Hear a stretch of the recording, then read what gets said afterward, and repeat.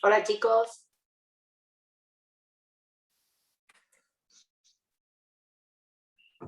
Hola, buen día, profesora.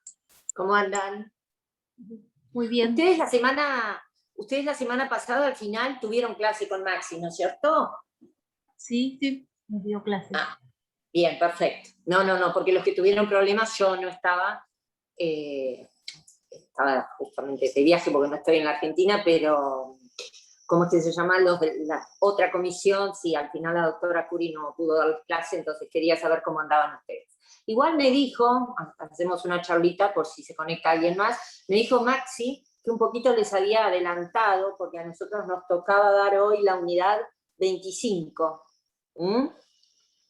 Y entonces me dijo que un poco se había adelantado, que les había dado todo, prescripción de las acciones y eso, así que vamos a hacer un repasito. No sé si están ya en condiciones para comenzar.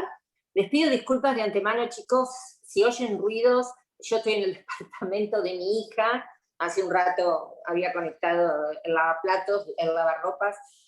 No sé si se oirá, oigo afuera un corte de pasto, pero bueno, por eso les explico, no es que no me doy cuenta de que pueden no haber ruidos. No sé, ¿empezamos, les parece? Sí, no hay problema. Sí. Hay 3, pero bueno, se irán agregando. Nosotros teníamos que empezar, que reitero, lo que ya les haya dicho Maxi o lo que no entiendan, yo voy a tratar de hacerles hincapié en algunas cuestiones que a mí me interesan en el desarrollo de los vicios de la voluntad, y voy a aprovechar, ya que Maxi me dijo que les desarrolló error, dolo y violencia, para darles lesión, un pantallazo sobre lesión, porque me interesa. Lesión es una de las unidades que se reservó el doctor Pellier como para desarrollarla.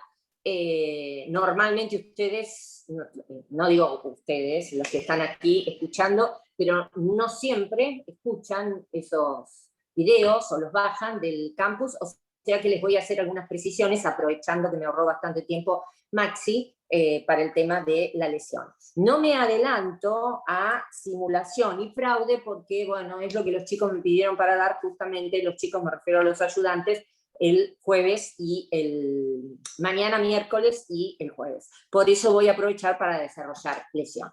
Cuando hablamos de los vicios de la voluntad, ustedes se acuerdan que cuando empezamos a estudiar el acto jurídico, hablamos de los elementos internos de la voluntad, el discernimiento, la intención y la libertad, pero además el acto jurídico, esto lo decíamos, requería de una manifestación, una exteriorización de esa voluntad, y estudiamos las distintas clases de manifestación de la voluntad. O sea que hasta ahí estamos en los artículos 259 y 260. Cuando hablamos de los vicios de la voluntad propiamente dichos, todo lo que les haya dicho Maxi, algo se va a repetir, pero me van diciendo y paso a otra cosa. Cuando hablamos de los vicios de la voluntad, les decía, técnicamente estamos hablando de aquellas causas que afectan precisamente a los elementos internos de la voluntad. ¿Se acuerdan que las que afectan al discernimiento están en el artículo 261, o sea, que la razón esté afectada en el momento del otorgamiento del acto, o el tema de que no se tuvieran 10 años para los actos ilícitos o no se tuviera la edad de 13 años para los actos lícitos. Esas eran las causas. La minoridad y la enfermedad mental o la alteración mental eran las causas que afectaban al discernimiento. El error y el dolo afectaban al elemento intención, y la violencia a la libertad. Ahí hablamos, cuando nos referimos entonces a error, dolo y violencia, estos son propiamente dichos los vicios de la voluntad. ¿Por qué? Reitero, porque afectan a los elementos internos de la voluntad, en este caso la intención y la libertad.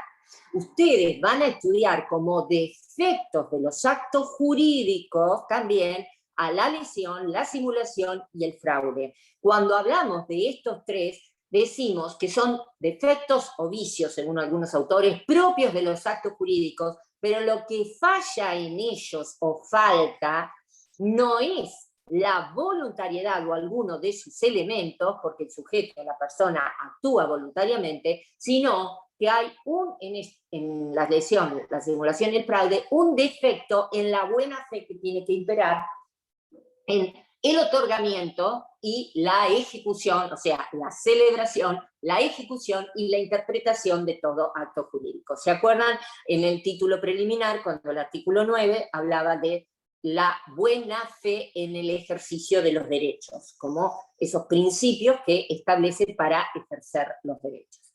O sea, por eso López Solás y Rey, yo creo que se los he mencionado, es un autor que hacía la actualización ya en aquel momento del Tratado de Salvat. Él decía, el género es defectos de los actos jurídicos y la especie, una de las especies, es vicio de la voluntad. ¿Por qué hablamos de género defecto? Porque los actos jurídicos también pueden tener defectos de forma. ¿Se acuerdan que ustedes a esta altura ya estudiaron la forma, los instrumentos, no solo la forma esencial como elemento del acto jurídico, sino también la forma legal, cuando la ley requiere algún tipo de instrumento? Estudiaron los instrumentos públicos, los instrumentos privados, los instrumentos electrónicos.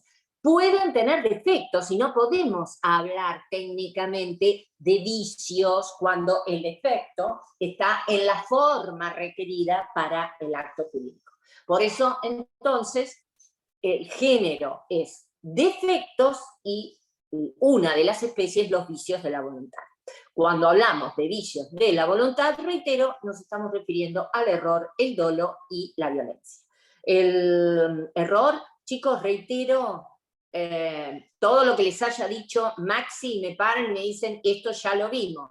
¿Qué requisitos, qué clases de error vieron?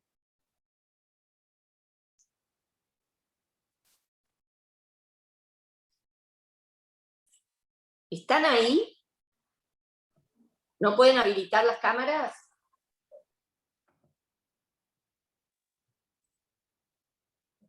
Hola. ¿Cómo anda, profesora? ¿Cómo te va? Muy Vos bien. siempre estás. Como el sol, aunque no lo veas. ¿Qué vieron? ¿Qué clases de error les explicó? La primer gran diferencia, Sí. o la clasificación. Error de hecho y error, si no es de hecho. No los recuerdo. Bueno, error de hecho o error de derecho. El error, a partir del artículo 265, todo lo que ustedes van a leer está referido al error de hecho, porque el error de derecho está contemplado en el artículo 8 con un principio general, o sea, es inexcusable el error de derecho. Cuando hablamos de error de derecho, cuando el falso conocimiento está referido a la existencia, al contenido o a la interpretación de una norma jurídica. Y cuando hablo de norma jurídica no me estoy refiriendo únicamente a la ley, sino a todas las clases de normas jurídicas obligatorias que ustedes vieron en la primera parte. Entonces, no se puede alegar el error de derecho. Yo no puedo tratar de liberarme de las obligaciones que surgen de un acto jurídico diciendo, no sabía que la ley establece tal cosa, no sabía que la ley exige que la persona sea mayor de edad para celebrar un acto jurídico. ¿Entienden? Son errores de derecho y son inexcusables. Esto lo establece el artículo 8 del Código Civil, salvo que la excepción a la inexcusabilidad del error de derecho esté establecida en la ley, algunos casos puntuales, escasos, pero la ley los establece expresamente. El pago del indebido, por ejemplo, que es el pago hecho por error, son algunos de los supuestos que se consideran en que la ley admite que la persona pretenda liberarse del cumplimiento de las obligaciones que asumió por el acto jurídico o una de sus especies del contrato en base o alegando un error de derecho. Todo lo que vamos a ver porque no es tan común. Normalmente el error como vicio de la voluntad es el error de hecho, o sea, aquel que recae sobre alguno de los elementos esenciales del acto jurídico.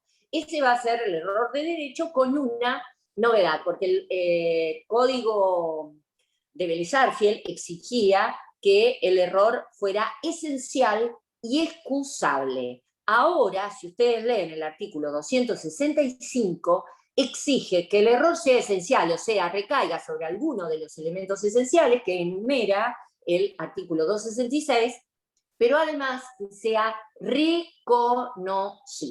Ustedes cuando hablan de error como vicio de la voluntad, lo que tienen que tener en cuenta es que la persona es la propia persona que celebra el acto jurídico la que se equivoca, la que incurre en error, la que tiene un falso conocimiento, en este sentido, si hablamos de error de derecho, sobre la persona, sobre el objeto, sobre la cualidad sustancial de la cosa, sobre la causa motivo que llevó a la otra parte, que lo lleva a contratar, perdón, no a la otra parte, sobre la naturaleza del acto que está celebrando. Es la propia persona la que se equivoca. Acá nadie lo engaña, acá nadie lo lleva a celebrar ese acto jurídico y esa es la diferencia fundamental con el dolo. No hay intervención de la otra parte. Pero acá sí hay una cuestión que es la de la reconocibilidad del error. La reconocibilidad con GC, o sea, así se escribía, viene del Código Civil Italiano de 1942, que era un requisito.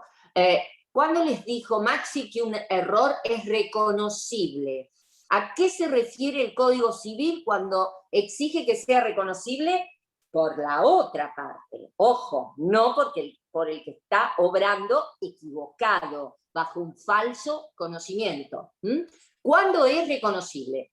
Ya les aclaro, chicos, como les digo siempre, ustedes, si se quieren ir orientando con el código, los vicios de la voluntad, de la misma manera que la lesión, simulación y fraude, si ustedes conocen bien el código y le dan una leída al libro, a los textos, o prestan atención en las clases, alguna explicación que se les puede dar, no necesitan absolutamente más. ¿Qué quiere decir? ¿Qué entendieron ustedes cuando Maxi les dio, supongo, el requisito de reconocibilidad del error?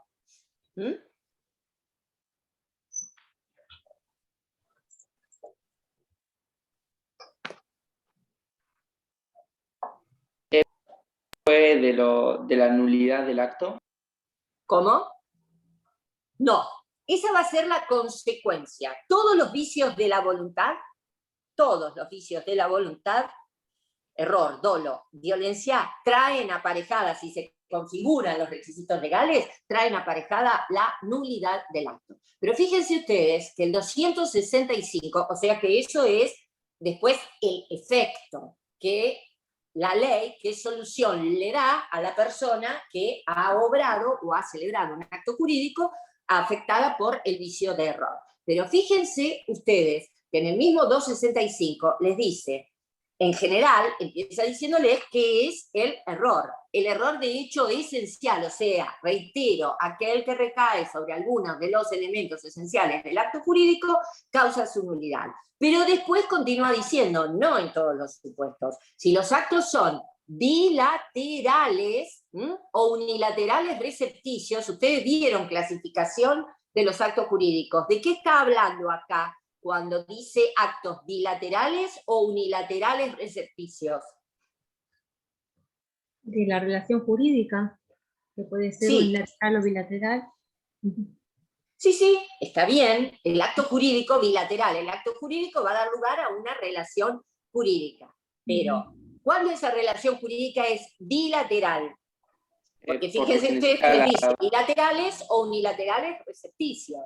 Lo vieron en clasificación de los actos jurídicos, que en el código realmente está en clasificación de los contratos, pero es totalmente aplicable.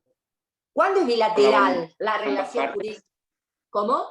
La voluntad de las dos partes.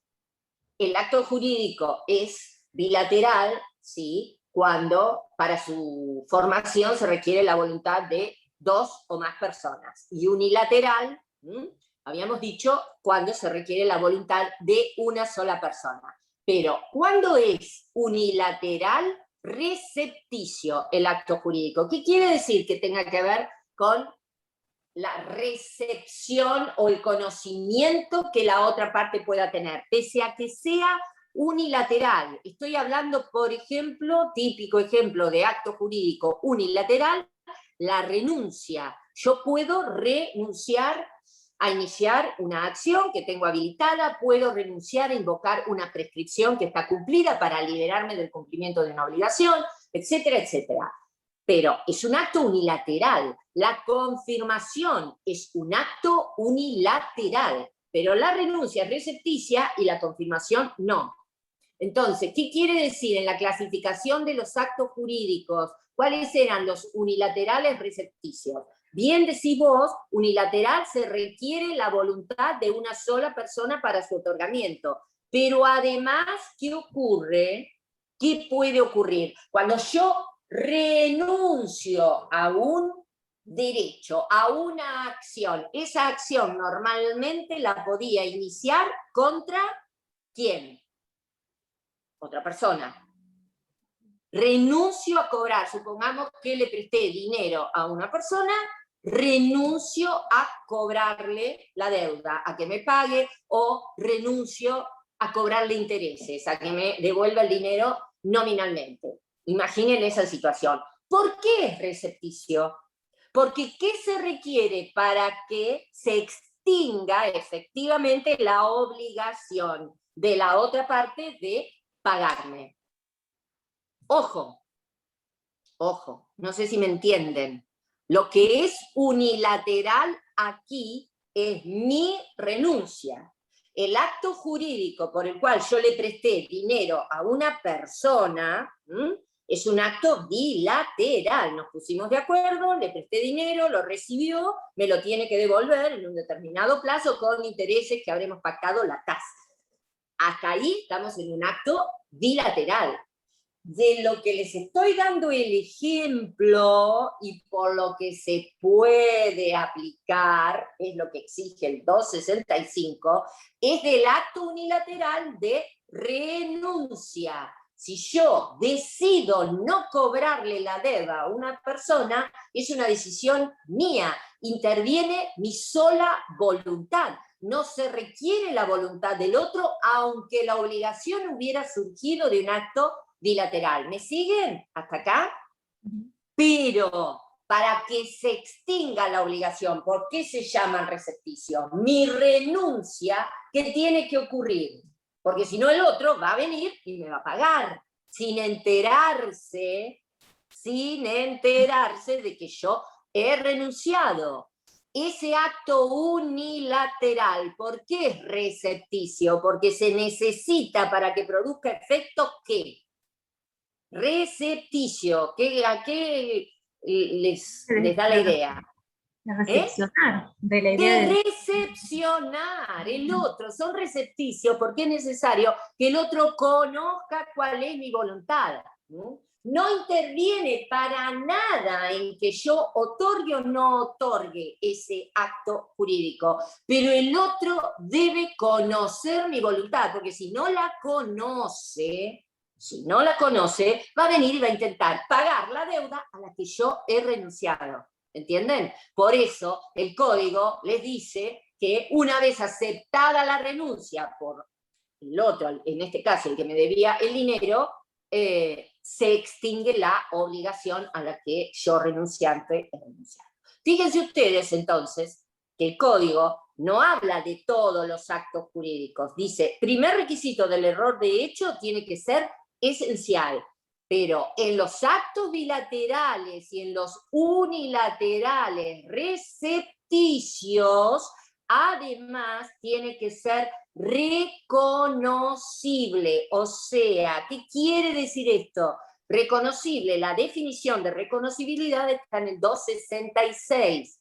La otra parte del acto jurídico tiene que haber advertido el error en que yo estaba incurriendo. En el ejemplo que les di de la renuncia, supongamos que yo, como les dije al principio, solo quisiera renunciar al cobro de intereses, me equivoco, porque después vamos a ver, el objeto es uno de los errores esenciales y si se trata de cantidades, la cuantía de la cantidad debida, me equivoco y renuncio a todo. Si el otro advierte que yo estaba queriendo renunciar a los intereses y estoy renunciando a la deuda completa, ahí mi error es reconocible, estoy dando el supuesto de un acto unilateral recepticio y por lo tanto yo, víctima del error, voy a poder plantear la nulidad del acto. Si para el otro no fue reconocible, ahí va a faltar precisamente uno de los requisitos que exige el 266. Y en los actos bilaterales lo mismo. Si yo estoy entendiendo, quiero celebrar una compra-venta, pero lo que hago es instrumentar una donación, la otra parte de la compra-venta que tendría que pagar un precio, si reconoce, si advierte, o sea, el destinatario de mi declaración de voluntad advierte, reconoce el error en el que estoy incurriendo, yo voy a poder plantear la nulidad de ese acto. Los errores sobre la naturaleza del acto jurídico son fácilmente reconocibles. Difícilmente, en el ejemplo que les acabo de dar, difícilmente alguien va a poder decir, ay, no me di cuenta que estaba donando, que la otra parte estaba donando, que yo era donatario, cuando acto bilateral, acuérdense, ambos son actos jurídicos bilaterales, aún la donación, que como contrato es unilateral, porque las prestaciones o las obligaciones caen en cabeza de una sola de las partes, que es el donante en entregar la cosa. Pero desde el punto de vista que bien indicaste de la cantidad de voluntades que se requiere, ambos son compra-venta y donación, como todos los contratos son actos jurídicos bilaterales. Cuando el error recae sobre la naturaleza del acto, o sea, creo comprar o quiero alquilar y aparezco comprando, o al revés, quiero vender y aparezco alquilando, quiero vender y aparezco donando, es muy difícil que el otro pueda invocar o sostener que el error de mi parte no era reconocible, que no lo pudo advertir.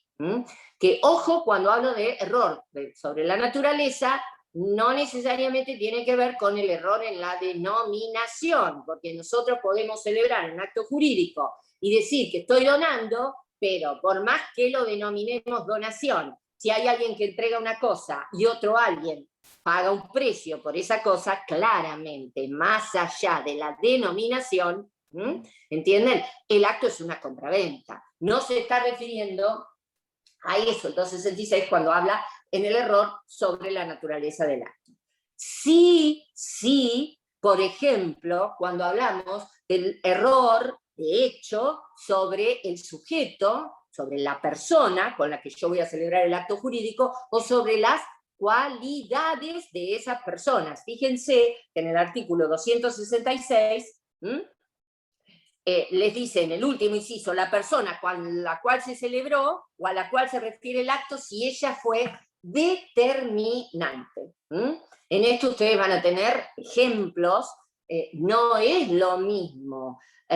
Normalmente se considera que los actos jurídicos o los contratos, la persona es determinante en aquellas situaciones que se denominan de intuito persona, donde yo estoy teniendo en mira o teniendo en cuenta determinadas calidades de esa persona para celebrar un contrato. Si yo quiero, no sé, tener en mi casa el cuadro de un pintor famoso, no es lo mismo que lo haga ese pintor que se llama Juan Pérez, a que lo confeccione al cuadro, es una locación de obra, el hijo de Juan Pérez, que puede tener el mismo nombre, ¿entienden? Entonces, ahí sí si para el hijo de Juan Pérez, que también puede ser pintor, estoy hablando del pintor de un cuadro, no estoy hablando de la persona que pinta paredes, que normalmente, bueno, que sea el padre o el hijo no me va a interesar, no va a ser determinante las cualidades de la persona. Pero si ese hijo, que también pinta cuadros, advierte que lo que yo quería es un cuadro del padre, pintor famoso, lo reconoce, se da cuenta, y no me dice nada, yo voy a poder plantear la nulidad del acto por error. Error sobre las cualidades de la persona que fueron de la persona que fue para mí determinante para celebrar el acto jurídico. Porque si me lo dice e igual contrato, ¿voy a poder plantear la nulidad? Ojo con esto. Por supuesto que no. ¿Por qué? Si me dice, no, pero yo no soy Juan Pérez, el pintor famoso, yo soy el hijo de Juan Pérez que también pinto. ¿Qué desaparece? No, ahí en ese caso las partes convinieron el acto de hacer esa pintura, ese cuadro. Entonces, no es que hayan reconvenido, pero si me lo... está bien lo que vos decís, pero si me dice que no es el pintor que yo quiero que me haga el cuadro, y no obstante le digo, bueno, píntemelo usted, desaparece el error. Claro. Porque ahí yo ya, si el otro, esa es la importancia de el requisito de que el error sea reconocible. Porque acá tiene que ver también, si la otra parte del acto jurídico advierte que su contratante se está equivocando, si se lo dice, te estás equivocando, está obrando de buena fe. Si se lo oculta, que por eso con Lucas, no sé si ustedes lo ubican a Lucas Trobo, que es adjunto en otras comisiones, siempre decimos que entre este requisito de reconocibilidad del error y la omisión dolosa del 271, ahí no sabemos, no, hasta qué punto o dónde está la diferencia. Pero el que reconoce que el otro se está equivocando y se calla, no es que lo engañó, porque lo determinó a obrar y se hizo pasar por otra persona. Pero si se calla, de alguna manera está violando la buena fe. Si no, por el contrario, dice, no, te estás equivocando, ya el otro no va a poder plantear la nulidad del acto invocando el error, porque hubo un alguien, la otra parte, que le dijo, no es así, en esto estás equivocado, no soy la persona con la que querías contratar en el ejemplo que les acabo de dar. ¿Entienden? Entonces ustedes lo que tienen que recordar del error fundamentalmente es, para el error de hecho, para que traiga aparejada la nulidad del acto, tiene que ser esencial y reconocible. Los supuestos con que sobre los que puede recaer el error de hecho están en el artículo 266. Esto lo pueden leer, supongo que Maxi sobre esto les habrá hablado. Les recuerdo una cosa que es muy importante en el 267, inciso D, que creo que lo hablamos con ustedes. Fíjense que uno de los supuestos de error esencial es el que recae sobre los motivos personales relevantes que hayan sido incorporados expresa o tácitamente al acto. ¿De qué está hablando ustedes en la clase anterior, no la del martes pasado, sino la otra? Me pidieron que un elemento del acto jurídico que les había quedado en el aire. ¿De qué está hablando? Y es fundamental acá, porque en el artículo, durante la vigencia del Código Civil de Vélez Sarsfield, había un artículo que era el 923, que daba lugar a una discusión doctrinaria, dio lugar entre autores causalistas y anticausalistas. Los anticausalistas decían que el 923 se refería únicamente a la cosa, al objeto y a la cualidad sustancial del objeto,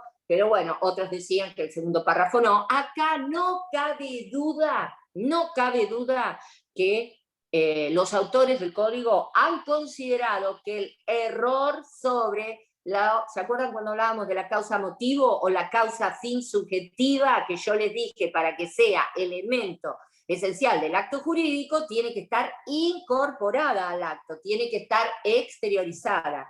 No sé si recuerdan que hablamos, yo les di el ejemplo, que era un caso de Albaladejo, de la jurisprudencia española, la persona que compra el departamento de al lado para que venga a vivir la madre en el momento que cierra el negocio, no se han enterado ninguna de las partes que la madre había fallecido, pero ella sí había exteriorizado, había manifestado a la otra parte que era para que viniera a vivir la madre y entonces se podía anular. Eso, ¿se acuerdan cuando hablamos de causa, el 281, y que vimos las clasificaciones que yo les dije? Causa fuente, la causa fin, que puede ser objetivo o subjetivo, o causa fin y causa motivo. Bien, importantísimo en esto, importantísimo, relevante, porque no cabe duda, ya no hay discusión con el nuevo código, que los autores son causalistas, consideran a la causa como un elemento del acto jurídico, y esto está plasmado en el inciso D. Después, a ver, interesante del error, esta posibilidad, la del 269, subsistencia del acto, que la parte también, si pese a haber obrado con error, la otra parte, supongamos, el error de hecho es esencial, no fue reconocible para la otra parte, pero esa persona que de alguna manera se ve beneficiada por el error del otro contratante, si ofrece cumplir sus obligaciones de la manera que hubiere pretendido, el que cobró bajo el influjo del error, entonces este tampoco va a poder, la víctima del error, tampoco va a poder invocar la nulidad del acto. No sería necesario, porque ahí lo que ocurre es que desaparece el perjuicio que el acto le pueda haber provocado, ¿sí? La otra parte se ofrece a ejecutarlo de la misma manera. Y otra cosita importante, porque esto ustedes lo vieron, creo que cuando vimos manifestación de la voluntad, el último artículo referido al error, lo que dice es que todo lo que estamos viendo, que sea esencial y reconocible fundamentalmente, también se aplica a los errores en la declaración. Porque acá estamos hablando del error de hecho esencial, el que recae en los elementos esenciales del acto jurídico, pero se acuerdan que la declaración, la exteriorización de voluntad, puede que en ese momento yo sé perfectamente, actúo sin mi intención, no hay un vicio que afecte mi intención, no me estoy equivocando, pero no obstante, cuando emito la declaración de voluntad, una de las formas de emisión puede ser por escrito, y adoptando la forma instrumental, ahí en la declaración de voluntad, en la exteriorización, es donde me equivoco. ¿Entienden la diferencia? No está afectada la intención, porque yo no estoy actuando con un falso conocimiento sobre la naturaleza del acto jurídico, o sobre el objeto del acto jurídico, o sobre las cantidades implicadas, o las cualidades de las cosas que puedan estar implicadas, reitero, en el acto jurídico. Pero en el momento en que voy a manifestarlo, a exteriorizarlo, a declararlo, ahí, en esa declaración, me equivoco, y entonces también voy a poder, si fuera el caso y el otro no lo reconoce, voy a poder plantear la nulidad del acto. Después, ¿algo más que les haya dicho Maxi que podamos comentar? No, esto lo habían visto todo. Del error vimos esto, habló también del error de cálculo, sí, también lo nombró, pero no, lo que usted está diciendo es... Está bien. bien. Después, el otro vicio de la voluntad que también afecta a la intención es el dolo, que está regulado a partir del artículo 271. El dolo, esto, si... tenemos mucho tiempo todavía. Si repito mucho lo que Maxi les dijo, córtenme y voy siguiendo. Les habló de las 3 acepciones antes de entrar al dolo como vicio de los actos jurídicos. El dolo en el Código Civil era lo mismo en el Código Civil de Vélez Arfiel, tiene 3 acepciones. Uno, como elemento de los actos ilícitos, el factor de atribución subjetivo, dolo. En los actos ilícitos, eso se ve en la parte de responsabilidad civil, pero es cuando el agente actúa con intención de dañar la persona o los bienes de otro. La intención de dañar es lo que configura lo que se denomina el ilícito civil, que el Código de Vélez se llamaba delito. Sigue habiendo delitos y cuasi delitos. Pero como el elemento del ilícito civil constituye uno de los factores de atribución de responsabilidad subjetivo. ¿Por qué subjetivo? Porque estamos hablando de la intención del sujeto de provocar un daño. Daña porque quiere. Esa es una de las acepciones del término dolo. Después tienen el dolo en el incumplimiento de las obligaciones. Aquella situación de la persona que pudiendo cumplir la obligación, no es el que no puede. Puede hacerlo y no obstante incumple porque no quiere cumplir con la obligación. Eso es el dolo en el incumplimiento de las obligaciones. Y finalmente, en el 271, ustedes tienen la acepción, o la acepción del dolo como vicio de la voluntad. Esta definición que ustedes van a encontrar acá en el 271 es la misma del 931 de Vélez Sarsfield, que a su vez venía del derecho romano y adopta lo que los romanos llamaban las tres formas de manifestarse el dolo, que eran la calliditas, la simulatio y la tercera, ahora me voy a acordar cuando veamos, calliditas, simulatio y disimulatio, para la omisión. Simular, falsear, callar o disimular. La callidita será callarse, la omisión dolosa.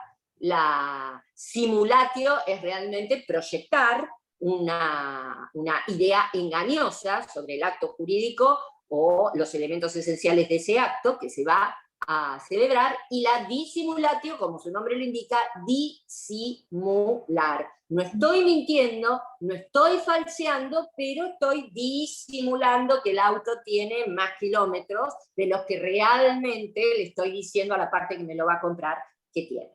Fíjense entonces, la definición habla, el artículo, la novedad que tiene es que en el último párrafo agrega lo que se denomina la omisión dolosa. O sea, dolo como vicio de la voluntad, dice acción dolosa, pero el dolo como vicio de la voluntad es toda aserción de lo que es falso o disimulación de lo que es verdadero. Ahí estaban la simulatio y la disimulatio. Cualquier artificio, astucia o maquinación que se emplee para la celebración del acto jurídico, que se emplee con ese fin, decía antes el 931 del Código Civil. O sea que ustedes, cuando hablan de dolo, más allá de astucia, maquinación, ardid, artificio, que pueden ser palabras que les cueste retener, lo que tienen que ponerse en la cabeza, grabarse en la cabeza, es que en el dolo hay engaño. Todas estas formas, aseveración de lo que es falso, el acto que te voy a vender es nuevo, aseveración de lo que es falso, o sea, mentir, eso es engañar, disimulación de lo que es verdadero, o sea, la casa tiene goteras por todos lados y lo disimulo, pinto el techo y digo, mira, está perfecto, no hay humedad. Disimulación de lo que es verdadero, porque lo verdadero es que tiene goteras, lo disimulo. Disimulación de lo que es verdadero, eso es un engaño. Cualquier artificio, astucia, maquinación que se emplee para llevar al otro a celebrar el acto jurídico, siempre lo que ustedes van a encontrar es un engaño. Por eso se dice también, van a encontrar en los libros, que el dolo es el error provocado, porque lo que lleva a la otra parte a celebrar el acto jurídico es que yo lo estoy engañando, lo estoy haciendo equivocar. no se equivoca él solo, como ocurre con el error como vicio, sino que es mi engaño lo que lo lleva a la celebración de ese acto jurídico. Y después la omisión dolosa dice, causa los mismos efectos que la acción dolosa. No es que yo miento, sino que me callo la boca. Ahora, en el 272 ustedes van a tener los requisitos para que el dolo traiga aparejada la nulidad del acto. Y ojo con esto, porque fíjense ustedes, si bien todos los vicios de la voluntad, como cualquier acción humana que provoque un daño a otra persona, en todos eventualmente se puede llegar a reclamar daños y perjuicios si es que he sufrido esos daños y perjuicios. Si se dan los presupuestos de la responsabilidad civil, sí. Pero el único de los vicios de la voluntad que exige realmente que se produzca un daño importante para provocar la nulidad del acto es el dolo. El único de los vicios de la voluntad. Ustedes van a ver que en la violencia también se habla de la responsabilidad civil, pero el único que como requisito tipificante exige, reitero, que haya un daño importante es el dolo. En esto, en una obrita que era de lujo de Jorge Carranza, un autor que ya no existe, pero se llama El dolo en el derecho civil y comercial, él justamente decía, es el único vicio de los actos jurídicos en el que se requiere que haya un daño importante, porque está totalmente emparentado como el dolo como elemento del acto ilícito. El que actúa con dolo quiere causar daño. El que engaña no es que, ay, no me di cuenta que le estoy vendiendo una casa llena de goteras, llena de humedad, o los ejemplos que da Rivera, llena de termitas. No me di cuenta que eso a largo plazo le va a producir, o en lo inmediato le va a producir un daño. El que engaña se desentiende del daño que el otro va a sufrir, sabe que lo está dañando. Por eso Carranza justamente decía, está emparentado con el dolo como elemento de los actos ilícitos y por eso se lo exige para que pueda traer aparejada la nulidad del acto. Pero fíjense que el 272 les dice, tiene que ser grave. ¿Qué entienden ustedes o qué les dijo Maxi? ¿Qué es lo que tiene que ser grave? El dolo, por supuesto. ¿Pero a qué se refieren con dolo grave?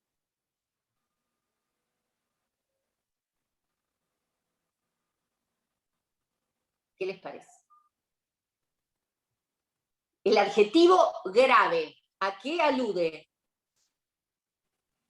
Porque si yo digo el dolo grave, el engaño, la maniobra, la astucia, la maquinación, el artificio tiene que ser grave. ¿Qué quiere decir esto? Tiene que tener cierta entidad, no puede ser una mentirita que cualquier chico se da cuenta de que lo están engañando, porque está muy relacionado con lo determinante de la acción. Es el engaño, mi engaño, el que lleva a la otra parte, mi engaño, sea por el ocultamiento, sea por acción u omisión dolosa, es lo que lleva a la otra parte a contratar. Eso quiere decir que sea determinante de la acción y lo que constituye en dolo principal. Es lo que lleva a celebrar el acto jurídico a la persona. ¿Qué es lo que lo lleva a celebrarlo? El engaño de la otra. Por eso no basta una maniobra pueril que cualquiera puede descubrir. Tiene que ser un engaño grave que pueda llevar y pueda surtir efectos aún en una persona que actúa con la debida prudencia, con la prudencia de cualquier persona que en el ejemplo que les di va a comprar una casa. El engaño tiene que ser de identidad.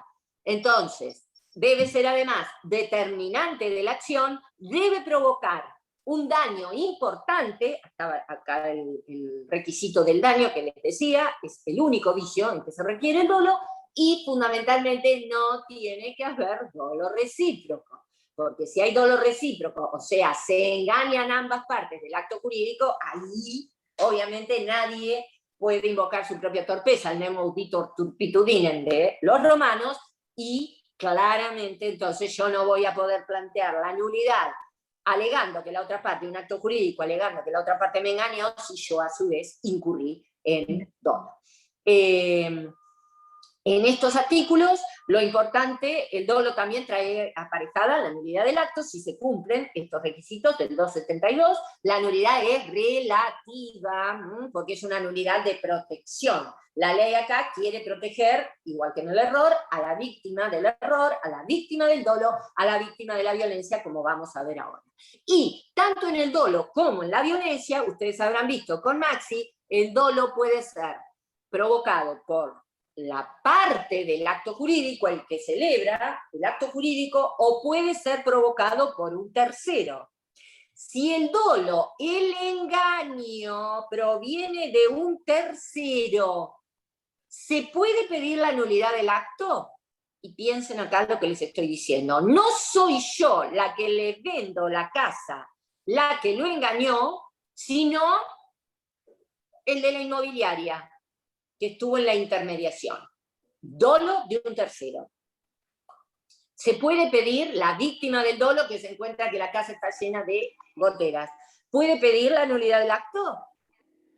Sí, a mí me parece que sí, que estaría bien. Sí, muy bien. ¿Por qué?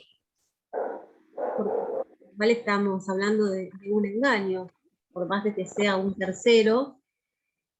¿Y ese engaño afecta a qué?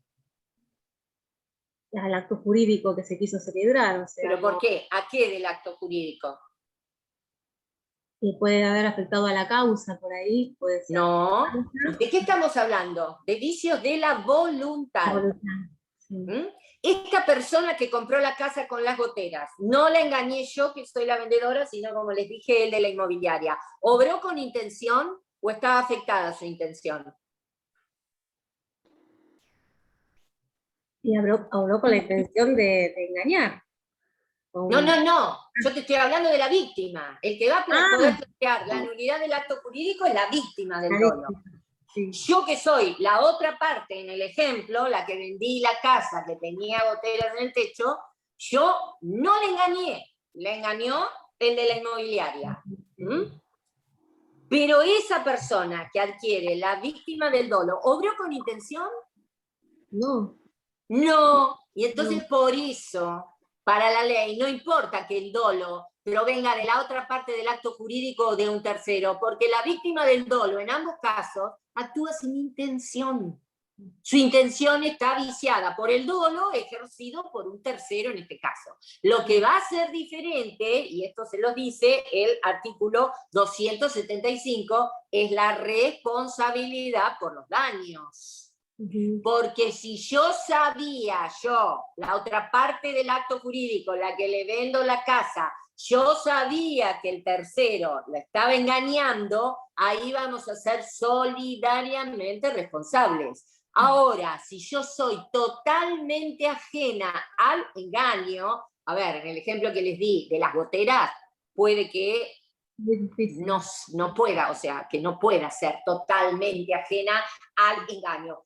Pero puedo creer sinceramente que el de la inmobiliaria le está informando que la casa tiene goteras. Yo no participo de ese engaño. Me refiero a que no puedo ser ajena a que el techo se llueve cuando llueve. Pero sí que no le están diciendo a la otra parte cuál es el defecto o cuál es el problema que esa casa tiene. Entonces, si la otra parte del acto jurídico es ajena al engaño del tercero, obviamente no va a responder. Y es más, podría llegar a iniciar acciones contra el tercero porque justamente ella, sin saber, se ve afectada por la nulidad del acto jurídico que la otra parte va a promover. Si hay connivencia, si había conocimiento entre la parte del acto jurídico y el tercero sobre el engaño que éste estaba ejerciendo, en ese caso, ¿cómo es que se llama? Ahí sí van a responder en forma solidaria. Que provenga de la propia parte del acto jurídico, de la otra parte, o de un tercero, es lo que determina la diferencia entre lo que se llama el dolo directo sería el de la otra parte cocontratante de la víctima del dolo, y el dolo indirecto sería el del tercero, que no es parte del acto jurídico, pero igual engaña a una de las partes. Y después tenemos la violencia. La violencia afecta la libertad, el elemento interno de la voluntad que se llama libertad, o sea, esta posibilidad de elegir entre distintas opciones sin ningún tipo de coacción interna. La figura tal cual está legislada a partir del artículo 276, fíjense ustedes, que habla de fuerza e intimidación, o sea que comprende tanto a la fuerza física irresistible como la intimidación por medio de amenazas. ¿Qué sería un supuesto de falta de libertad por fuerza física irresistible? ¿Qué les parece? Más allá del caso en que me llevan la mano y me hacen firmar un instrumento que contiene un acto jurídico. ¿Pero qué sería? Fuerza física irresistible y que yo digo, y no es una amenaza. Y ¿Qué un les poco parece? lo que habíamos visto con el profesor es que ahí es muy difícil de determinar que exista realmente fuerza física, porque siempre linda esto con la intimidación. Suponete que te están obligando a firmar algo, diciéndote, no sé, agarrándote la mano, pareciera que fuera una fuerza física, pero de alguna manera es intimidación. ¿O no? A ver, ojo, porque ahora lo vamos a ver. La intimidación requiere de la amenaza de un mal inminente y grave. Que vos me digas, le pongo un revólver en la cabeza, el mal inminente y grave es que no firmás, ahí estoy de acuerdo en que podría ser intimidación. El llevar la mano, hacer firmar, eso no sería tanto, pero hay supuestos también desde el punto de vista de conductas negativas. Por ejemplo, encerrar a una persona para evitar que llegue a tiempo a firmar, ya que se los dio Maxi, una escritura traslativa de dominio o celebrar el acto jurídico de que se trate, podemos hablar del matrimonio también. Encerrar a una persona es una fuerza física irresistible, aunque no lo estén trompeando ni le estén poniendo un tiro, para evitar la celebración de un acto jurídico, y la no celebración de ese acto jurídico obviamente le va a traer consecuencias dañosas en general. ¿Entienden? Esos son supuestos menores, coincido con Maxi que son más extraños hoy en día, pero hay supuestos, y fíjense ustedes que por algo los autores del código, este es un código nuevo, no eliminaron y dijeron que comprendía las dos formas, porque era la vis absoluta y la vis compulsiva en el derecho romano. En el Código Civil de Vélez Sarsfield, el 935 hablaba de la fuerza física o fuerza, y el 936 hablaba de la intimidación. Pero el código hoy los asimila. Es cierto entonces que lo que más nos interesa, o lo que más común es la intimidación. La intimidación, fíjense ustedes que también tiene requisitos que están establecidos en el artículo 276 para que provoque la nulidad del acto jurídico. Primero, tiene que haber una amenaza. En toda intimidación hay una amenaza. El Código Nuevo ha suprimido la palabra injusta. En el Código de Vélez Sarsfield decía, las calificaba, decía que las amenazas tenían que ser injustas, pero la supresión del adjetivo para mí no altera la interpretación que se había realizado, porque ¿a qué aludía? Yo creo que algo les comenté a ustedes. Si yo amenazo, entre comillas, a alguien con que le voy a iniciar juicio si no me paga el dinero que me debe, yo ahí lo único que le estoy diciendo es que si no me paga, si no cumple con su obligación, voy a utilizar los medios que la ley me da para obtener el cumplimiento forzado. ¿Entienden? Ahí no podría esa persona decir, me está intimidando, me está intimidando para que yo cumpla con mi obligación. ¿Qué intimidación? Hay una obligación incumplida. La amenaza entonces normalmente tiene que estar referida o relacionada con una conducta que es ilícita, que le va a provocar daño a esa persona. De tal manera que el segundo requisito es que la amenaza le provoca un temor fundado. ¿Por qué? Fíjense ustedes que en esto prácticamente se reproduce la letra del artículo 936. Temor fundado. Acá indudablemente está lo mismo que hacía el Código Civil de Vélez Sarsfield, el análisis o la valoración de si la amenaza le produjo un temor fundado tiene una connotación subjetiva. ¿Subjetiva por qué? Porque no todas las personas se van a sentir atemorizadas por las mismas causas. Lo que a alguien le puede provocar un temor grande, a otro lo puede dejar absolutamente indiferente. Yo siempre les decía a los chicos que yo amenace con la agresión física a una persona de mis características, o un poco más joven, no yo, alguien X, puede de alguna manera o celebrar tal acto jurídico, hacer tal conducta, o te voy a agredir físicamente o te voy a matar a golpes, como puede darse. Esa amenaza, yo siempre les decía, en un boxeador, en un Mike Tyson, eso, probablemente le provoque risa, y de ninguna manera lo va a llevar a celebrar un acto jurídico. Que ustedes hayan caído, las personas que caen en las redes de los usureros, que les dicen, mira, tal día, tráeme esta cantidad de dinero con X intereses que normalmente son usurarios, valga la redundancia, o te voy a matar, o te voy a mandar a alguien que te muela a golpes.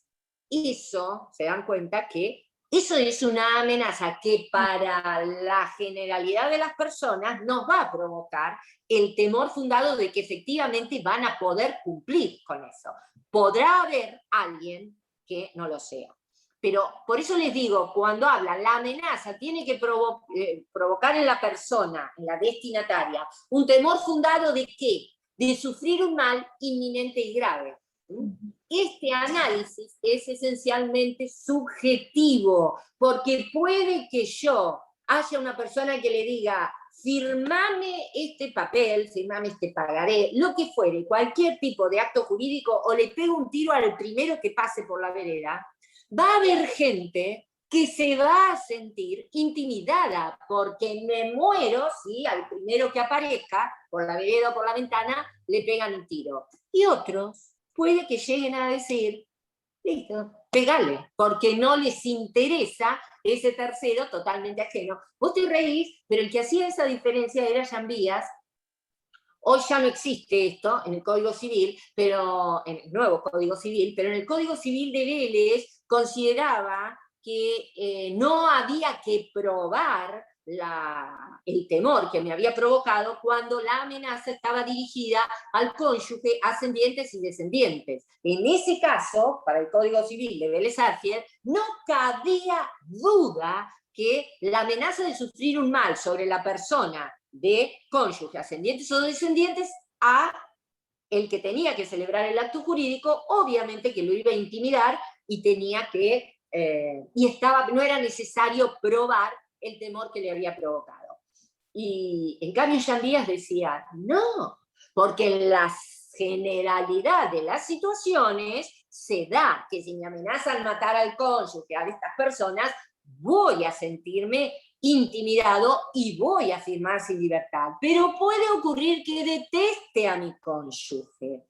Eso lo decía, o esté peleado y hace años que no hablo con mi padre, o años que no veo a mi hijo, mi hija. ¿Entienden?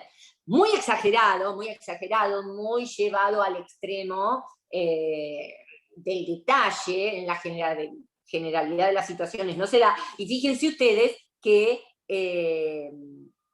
el Código Civil ha suprimido esta suerte de presunción en favor de la amenaza, simplemente dice La amenaza puede estar dirigida contra el sujeto que va a celebrar el acto jurídico o contra terceros. No importa, no entra a distinguir, puede estar dirigida contra cualquiera de ellos.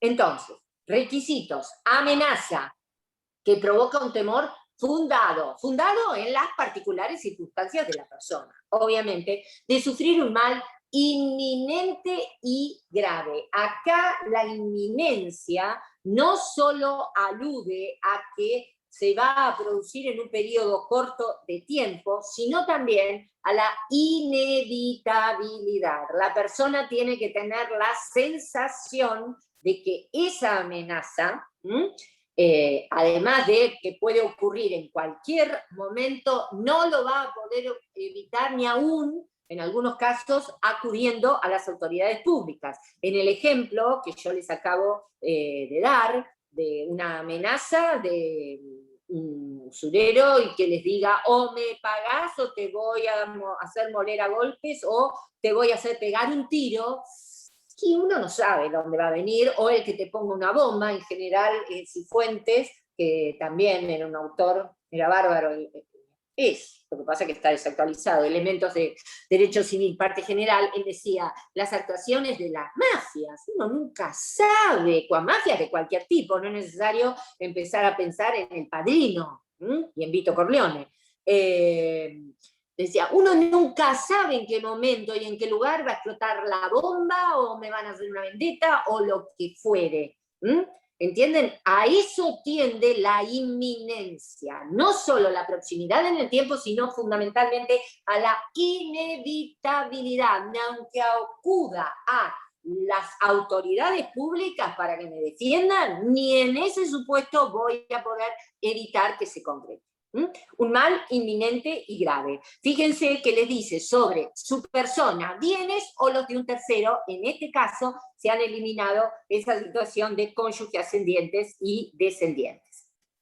Y lo que agrega del tema de lo que yo les decía, el temor fundado está acá. La relevancia de las amenazas debe ser juzgada teniendo en cuenta la situación del amenazado y las demás circunstancias del caso. O sea, es un criterio subjetivo, la situación del amenazado.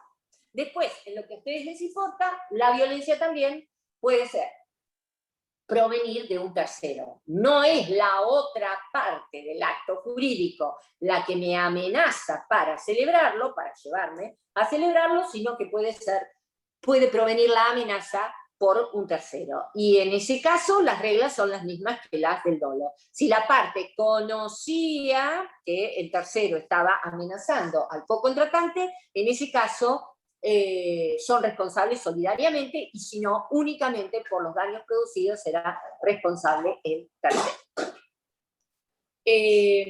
Chicos, veo en esto, supongo, no sé, alguna cuestión más que les haya agregado Maxi, tienen que ver el último puntito de la unidad, es prescripción de las acciones de los por vicios de la voluntad.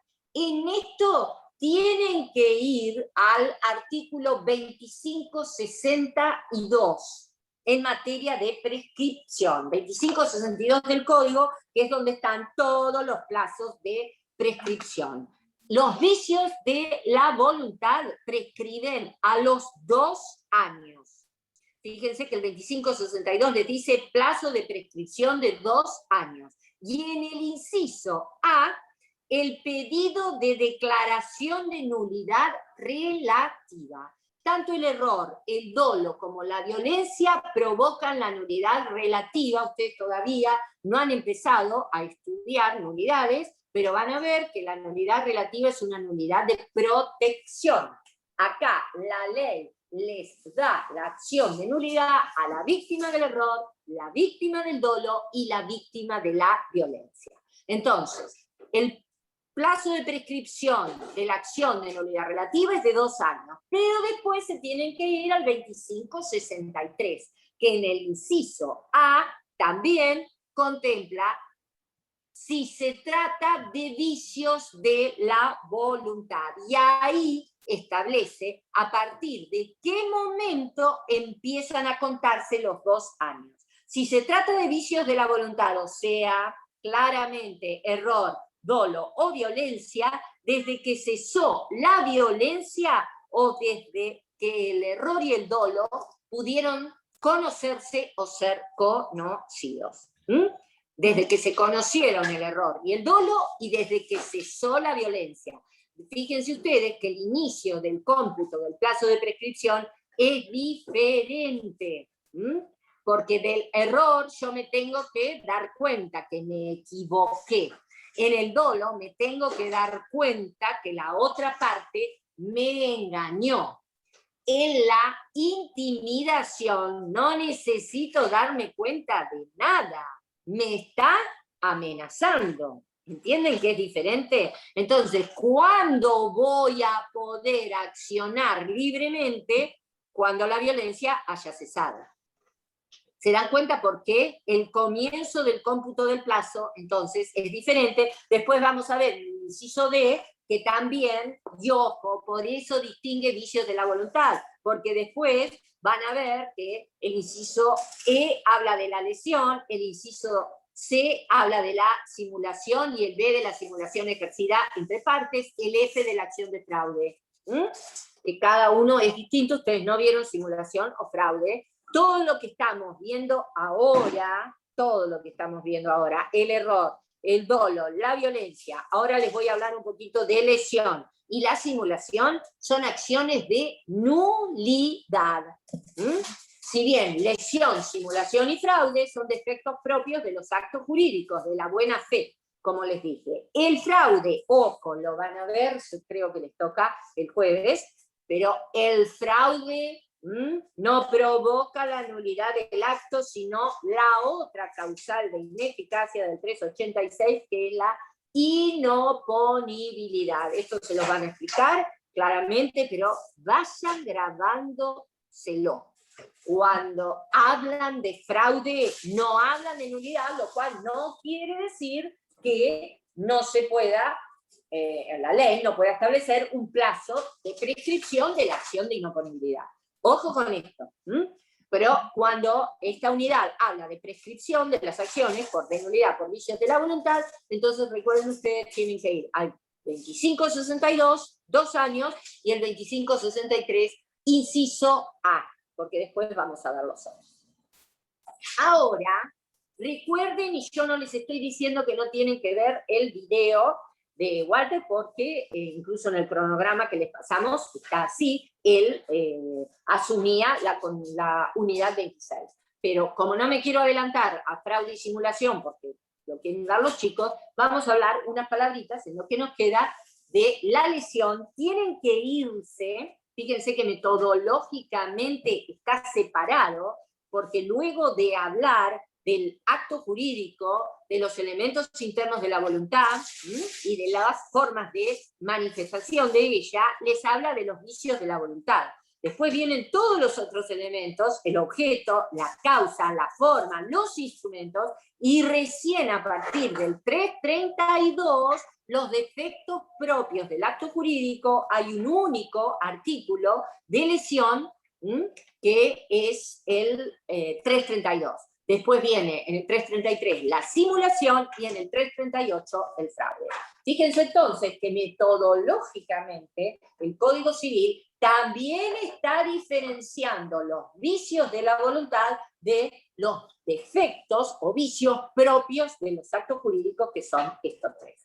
La redacción de la lesión, o sea, del vicio de lesión, está prácticamente igual que como se la introdujo en el año 1968, la ley 17711, ¿se acuerdan que esto lo hablamos en la primera parte? Esa ley inspirada, toda fue inspiración de Borda, de Guillermo Borda, y fue la que le permitió, la que le cambió el espíritu al código al punto de permitir que siguiera funcionando y nos siguiera rigiendo hasta el 1 de agosto de 2015, en que entró en vigencia el nuevo código. Pero fue introducida en el artículo 954 por la 17711.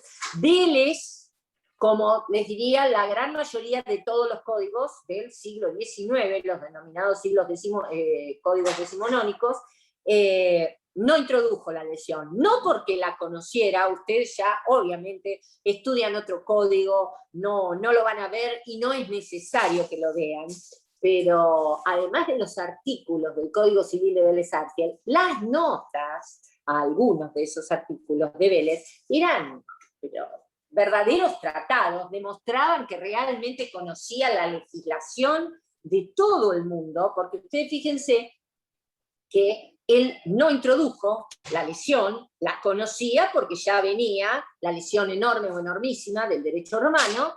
En la nota al artículo 943 del Código Civil, que hablaba de la violencia ejercida por un tercero, nada que ver, pero en esa nota primero hace una enunciación de todo el derecho comparado en cómo había sido receptada la figura de la lesión, y hace esa denunciación precisamente para decir, fíjense ustedes que en algunos casos es con un criterio objetivo, en algunos casos más de la mitad del valor de la cosa, en otros casos era con criterios objetivos, en el Código Civil alemán objetivo, subjetivo, etcétera, etcétera. O sea, hace toda esa enunciación, reitero, parte del derecho romano en adelante, con lo cual demuestra que conocía perfectamente la figura y su regulación en otros derechos del mundo. Para terminar, lo fundamental, lo jugoso de la nota al artículo 943 era la parte final, donde él se pronunciaba finalmente por la validez de los contratos tal cual habían sido firmados, porque decía, finalmente, no seríamos responsables de nuestros actos si el derecho viniera a subsanar todos nuestros errores y nuestras omisiones.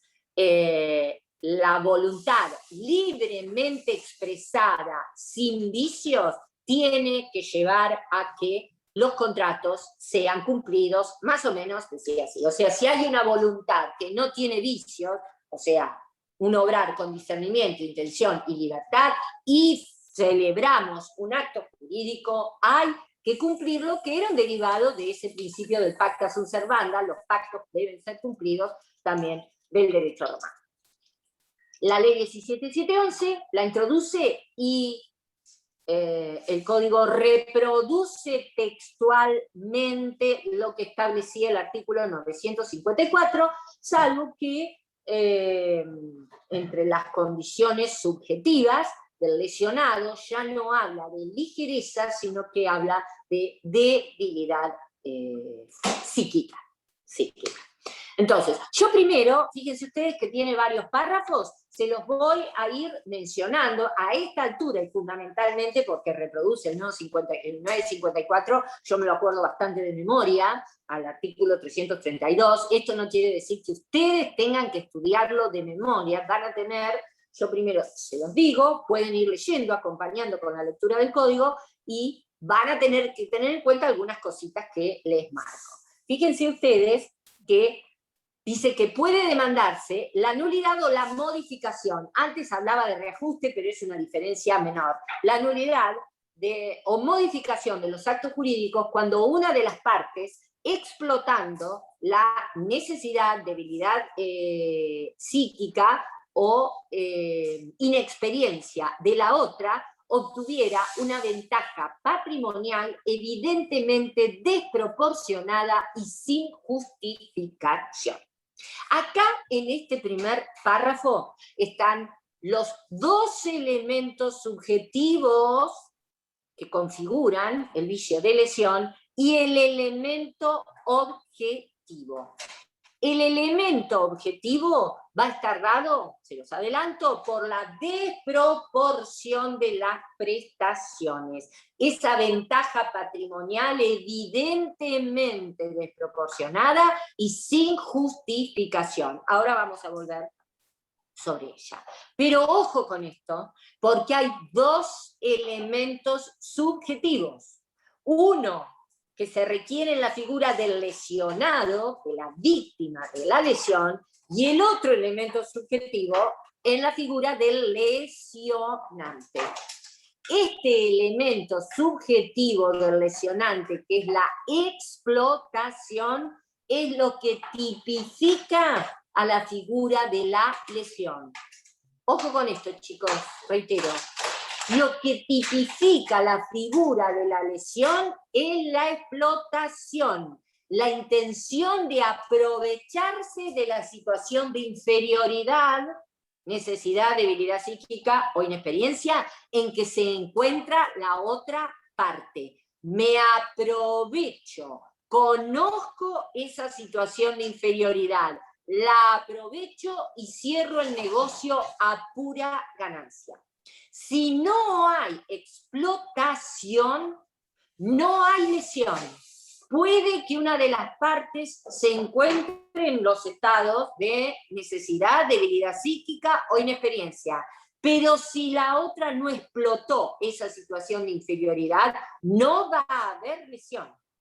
Hasta tal punto es importante este elemento subjetivo. Por eso yo les digo, la figura se complementa, se configura con dos elementos subjetivos y uno objetivo. Fíjense ustedes, hay un autor, murió ya también, cordobés, importantísimo, doctrinario civilista, Luis Moisset d'Espanés, que su tesis doctoral había sido la lesión en los actos jurídicos, la redactó antes de la reforma de la ley 17711 y después la ayornó y publicó un libro que se llamaba La lesión y el nuevo artículo 954 del Código Civil. Y él daba el ejemplo de un autor francés, que ahora no me voy a acordar cómo se llamaba, daba el ejemplo, pero en la otra clase se los digo, empezaba con C, de un autor francés que da un ejemplo donde no se configuraba la lesión. Y decía, supongamos una persona, son vecinas, uno vive al lado del otro, uno de los vecinos se encuentra en una situación realmente de apremio económico, de carencia de lo necesario para la subsistencia básica, no tiene trabajo, el vecino lo quiere ayudar, pero bueno, no lo puede contratar, no le puede inventar un trabajo, no le puede dar demasiado dinero, y entonces le ofrece, si no quiere, arreglarle un parque o, no sé, si delantero o trasero de la casa, no me acuerdo, es irrelevante eso en el caso. O sea, cultivarle de alguna manera el jardín, podar las plantas, cortarle el pasto, etcétera, etcétera. Y él le dice que a cambio le va a entregar X dinero, que es lo que puede ofrecerle como para ayudarlo.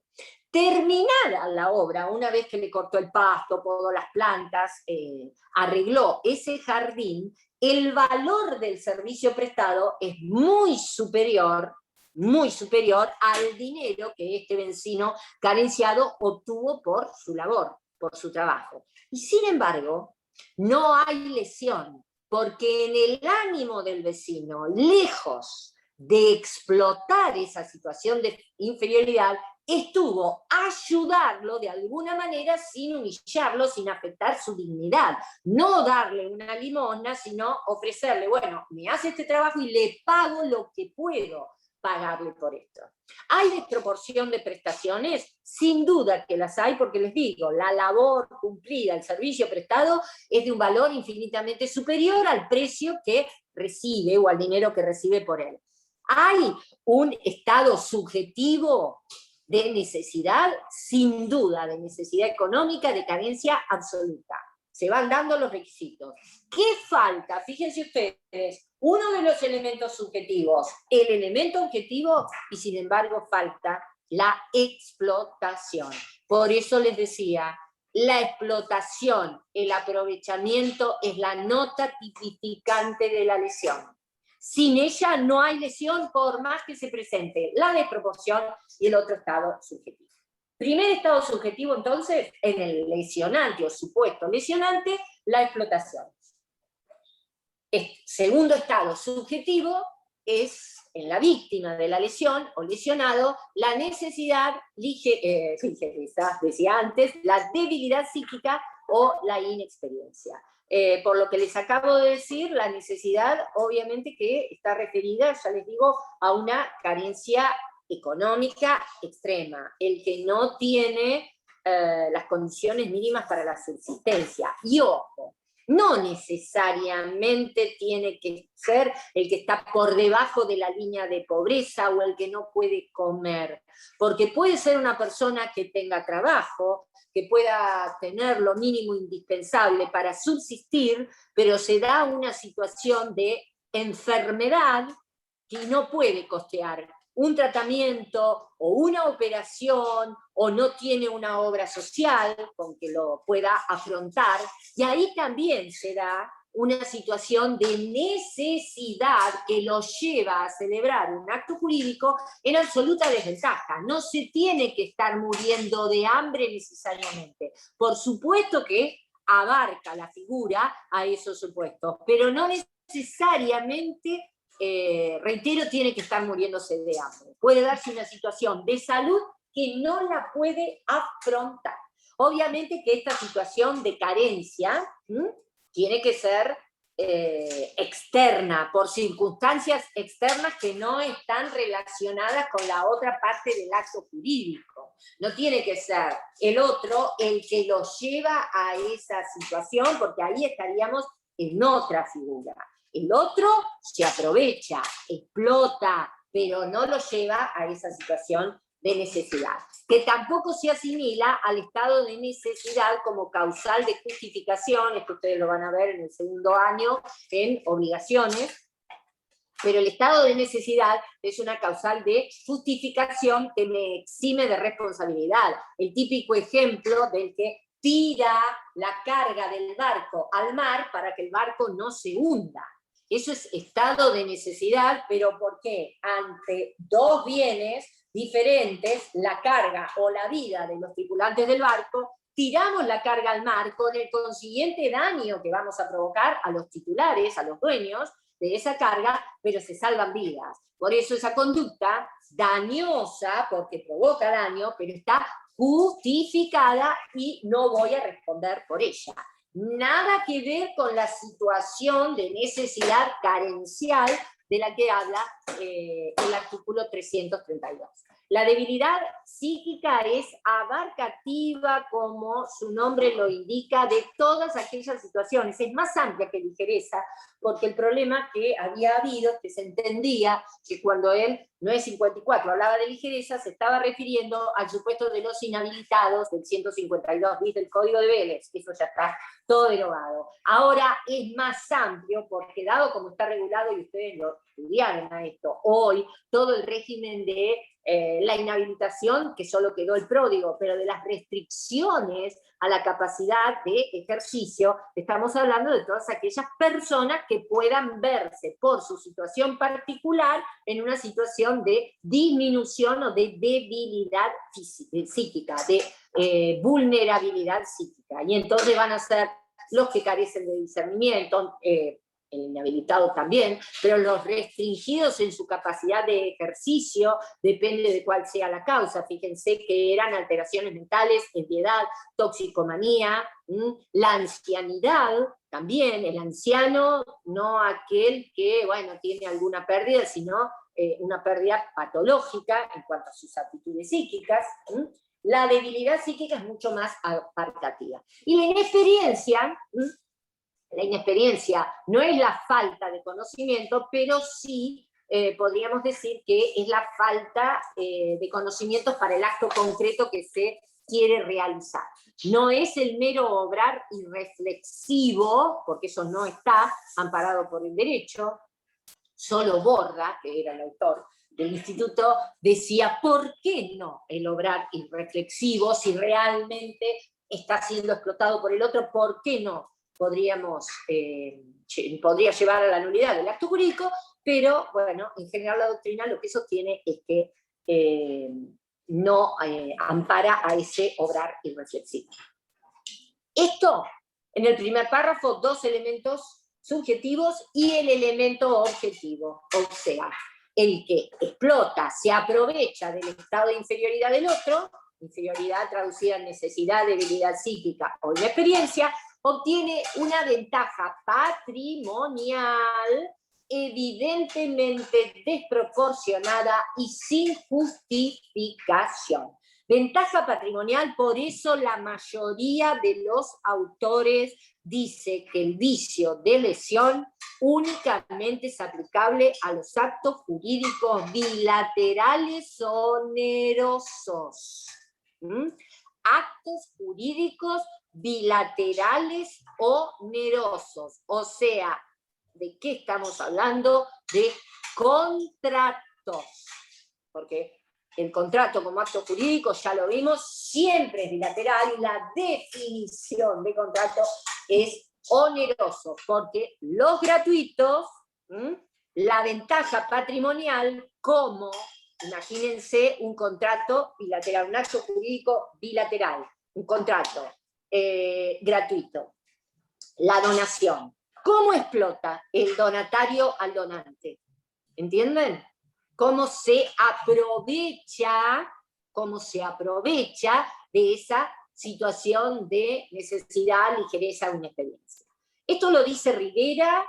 Hay autores más modernos que inclusive sobre el tema llevó una ponencia a una de las Jornadas Nacionales de Derecho Civil, la doctora Carnaghi, no sé si ustedes en algún momento era adjunta, se jubiló Cristina, de Derecho Civil, y hablaba precisamente la ponencia sobre la posibilidad de que hubiera lesión, no en los actos jurídicos unilaterales, sino en los contratos unilaterales, o sea, como acto jurídico van a ser, se requiere la voluntad de 2 o más personas, pero son unilaterales porque hay prestaciones a cargo de una de otras. Y en ese caso, con el ejemplo de la donación, ella decía, podrían darse supuestos donde el donatario aprovecha, con una suerte de reticencia o callando, aprovecha el estado de inferioridad del donante y le acepta la donación, con lo cual queda perfeccionado el contrato.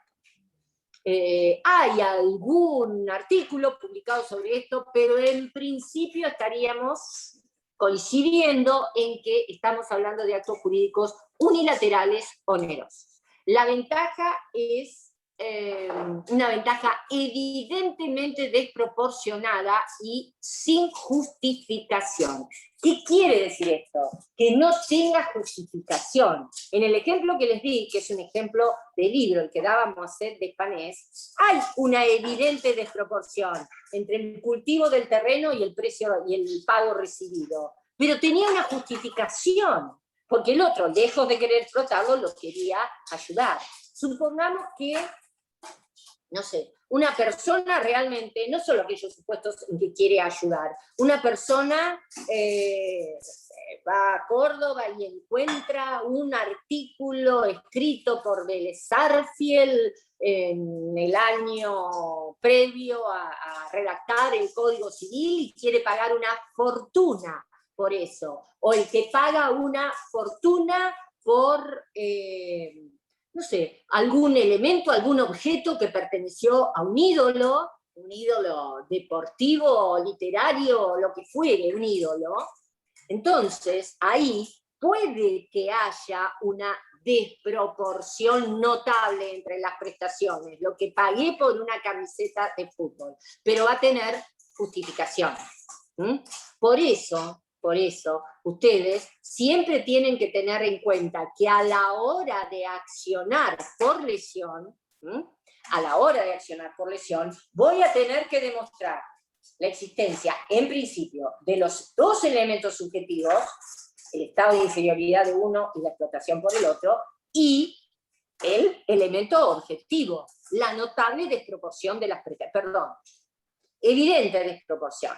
Acá viene un análisis que se mantiene, porque la redacción, ya les digo, es lo mismo. El segundo párrafo dice, se presume que hay explotación. Fíjense ustedes que la ley está permitiendo presumir la explotación. ¿Por qué? Porque es un estado subjetivo muy difícil de probar. ¿Cómo demuestro yo que efectivamente conoció mi situación y cerró el negocio a plena ganancia? La explotó, la aprovechó y obtuvo la ventaja. Entonces, se presume que hay explotación en caso de notable desproporción de las prestaciones. Fíjense ustedes que el primer párrafo les habla de evidente ventaja patrimonial evidentemente desproporcionada y sin justificación. Y en el segundo párrafo, de notable desproporción de las prestaciones. Hubo autores que sostuvieron que evidente y notable eran sinónimos, pero Moisés Despanés y la doctrina mayoritaria lo siguió, dijo, no, si fueran sinónimos, uno de estos adjetivos no haría funcionar la presunción de explotación, porque lo evidente puede surgir, evidente para el juez, porque estamos hablando de una acción de nulidad por lesión que va a tener que ser analizada la configuración de los dos elementos subjetivos, del elemento objetivo, por el juez, que es el que resuelve la cuestión. Al juez le puede resultar evidente la desproporción luego del análisis de toda una serie de pruebas y elementos del expediente que los llevan a tener por configurada esa desproporción. Lo notable es lo que se advierte a simple vista, lo que no necesita de ninguna comprobación adicional. Los datos de la experiencia o un simple informe me permiten comprobar que la desproporción es notable. Vendió les doy un ejemplo, un chalet en Los Troncos en $20.000. Notable desproporción, no necesito de otra prueba, no necesito ni siquiera de pedir una tasación. En otros supuestos puede que haya que probar, determinar cuál es el valor del inmueble, cuál fue el precio, cuáles fueron las circunstancias, etcétera, etcétera. Lo notable, entonces, es lo que se advierte a simple vista sin necesidad de ninguna otra comprobación adicional. Y en ese caso de notable desproporción de las prestaciones, cuando el elemento objetivo, la desproporción es notable, la ley autoriza a presumir la explotación. Y acá vino la discusión doctrinaria, porque hubo autores que sostuvieron que la ley autoriza a presumir la explotación, pero no obstante, hay que demostrar el otro elemento subjetivo, o sea, que la persona estaba en el estado de necesidad, debilidad psíquica o inexperiencia, porque la figura requiere de esos dos elementos subjetivos. Entre ellos, Moisés Despanés, el mismo Rivera, no lo reitera en el libro que manejan ustedes, pero sí en instituciones, en el tratado, en instituciones de derecho civil, parte general. Que la presunción que la ley admite de la explotación en caso de notable desproporción de las prestaciones no implica que no haya que probar el estado subjetivo. Pero hubo otros autores, entre ellos Zanoni, que a mí me parece brillante, Eduardo Zanoni, en Ineficacia y Nulidad de los actos jurídicos, cuando habla de la ineficacia del acto lesivo, dice: si la notable desproporción me permite presumir la explotación no se puede predicar en abstracto. Si hay explotación de algo. ¿Y qué puede ser ese algo que se explotó, sino la necesidad, debilidad psíquica, ligereza, decía en aquel momento, o inexperiencia de la otra parte? Porque si no, ¿qué explotación? ¿Explotación de qué estoy presumiendo? ¿Entienden ustedes? Fíjense, y en esto está discutido aún en jurisprudencia, porque hay fallos que dicen, no obstante, hay que demostrar el otro elemento subjetivo, pero hay otros que dicen, no, es tan importante la presunción del segundo párrafo del 332 que me lleva a presumir la explotación, me lleva esta notable desproporción, me permitiría presumir los dos elementos subjetivos, la explotación, como dice la ley, pero a su vez el elemento subjetivo del lesionante. Esto no quiere decir que al demandar, el que demanda obviamente es el que se considera víctima de la lesión, no va a tener que ofrecer prueba para acreditar su elemento subjetivo. No se puede, a ver, a lo que voy es, ustedes no pueden hacer una demanda de nulidad por lesión diciendo, es tan notable la desproporción que usted, señor juez, tiene que tener por presumida la explotación. No. Ustedes van a hacer una demanda diciendo, hablando de la desproporción de las prestaciones, pueden decir, que les parece notable, van a tener que acreditar, yo estaba en tal situación de inferioridad, estaba atravesando por la enfermedad de un hijo, una enfermedad personal, una carencia económica, lo que fuera, y lo van a tener que acreditar, que no tenían trabajo por la situación del ANSES, si es por una cuestión de salud, lo podrán demostrar con una historia clínica, con certificados de un médico, etcétera, etcétera. El elemento subjetivo que parecía lo van a tener que invocar y acreditar. Y ahí probar, no sé, pero bueno, depende de los elementos que tengan, no creo que pueda haber otros como testigos, también invocar el elemento subjetivo del lesionante. Se me fue la hora y me va a empezar la otra clase. Lean las dos acciones que admite la lección. La desproporción, esto está igual, tiene que existir al momento de la celebración del acto y mantenerse al momento de la demanda, del inicio de la demanda de nulidad por lesión, y la persona puede demandar, la víctima de la lesión puede demandar tanto la nulidad como el reajuste equitativo. Y esa acción de reajuste, la acción de nulidad se transforma en acción de reajuste si el demandado la ofrece al momento de contestar la demanda. En algún otro momento en el repaso, esto lo vamos a ver con todos, un poquito más, porque bueno, ya les digo, se me fue el tiempo.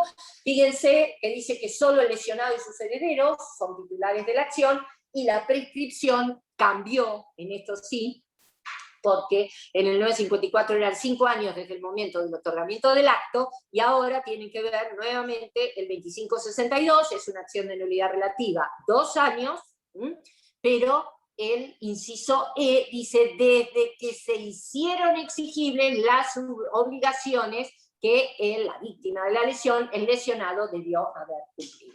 Ese es el inicio del cómputo del plazo. Cuando el otro viene y le exige el cumplimiento de la obligación que surge del acto jurídico que firmó afectado por el vicio de lesión, en ese caso empieza a correr el plazo de prescripción de 2 años para plantear la nulidad. Bueno, nos vemos el martes que viene, creo que ya empezamos con nulidades. Para mañana, ¿qué vemos? ¿Cómo? Para mañana, ¿qué tenemos que ver? Mañana es simulación, que no sé si se los dará Maxi o Karina, y fraude tienen el jueves. Bueno, anoten si les van quedando dudas, porque después para el repaso tratamos de aclararlas a todos. Chau chicos. Gracias. Buen fin de semana. Igualmente.